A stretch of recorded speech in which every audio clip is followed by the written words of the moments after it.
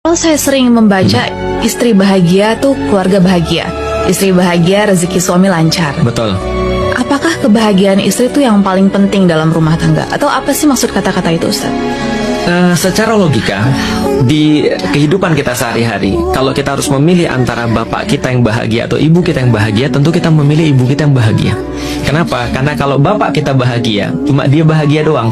Sebaliknya kalau dia lagi kesal, dia biasa juga kesal sendirian. Tapi kalau ibu kita yang kesal, itu serumah harus ikut kesal juga. Setuju. Coba bayangin ya. Jadi kalau ibu saya lagi kesel misalnya ya, itu kita tidak boleh kelihatan bahagia gitu maksudnya. Kenapa? Karena kita harus ikut sebel juga. Karena dia lagi sebel. Contoh nih, ibu kita lagi sebel nih, kita lagi main game, udah langsung matiin aja tuh. Kenapa? Karena dia ke kita tuh pasti kita kena omel juga. Karena kita nggak lagi ngapa-ngapain. Kalau bapak kita sebel kan nggak gitu juga. Nah artinya secara logika aja memang ibu itu harus lebih dijaga dalam rumah tangga. Karena rumah tangga itu adalah ibu kita sendiri sebenarnya. Jadi gampangnya gini, ada sebuah rumah tanpa bapak itu udah biasa. Tapi kalau sebuah rumah tanpa ibu itu bukan rumah tangga namanya.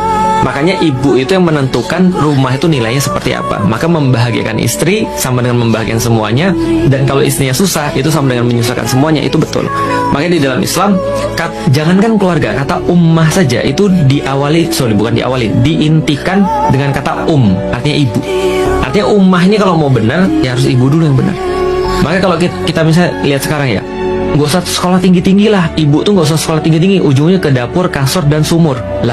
Lah gimana kalau misalnya dia nggak tinggi pendidikan, dia nggak pinter, dia menghasilkan anak-anak yang mohon maaf yang jadi beban nantinya. Nah, makanya kita perlu benar-benar untuk mendidik perempuan.